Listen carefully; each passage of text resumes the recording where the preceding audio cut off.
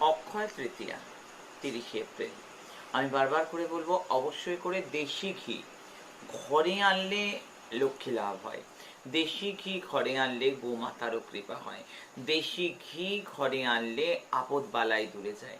হ্যাঁ, আর আমি বানাই একেবারেই নিজে দেশি ঘি, দেশি গরুর সর থেকে তোলা দেশি ঘি।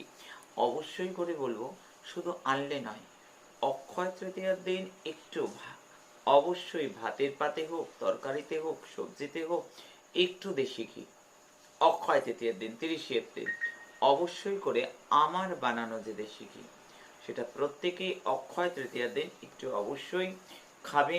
আর যে কোনো দেশি ঘি তোমাদের ভীষণ ভালো রাখবে। যে কোনো দেশি ঘি আনবে ঘরে, যে কোনো দেশি ঘি খাবে, মারাত্মক ভালো ফল পাবে।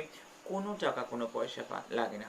যারা গরুর দুধ আমাকে এনে দিয়ে যায় একা, আমি সেটা জমিয়ে জমিয়ে জাল দিয়ে ঘি বানিয়ে দিই। এবং ঘি শরীরকে প্রচণ্ড তন্দুরুস্ত রাখে, হাড়কে ভালো রাখে, শরীরকে তাজা রাখে।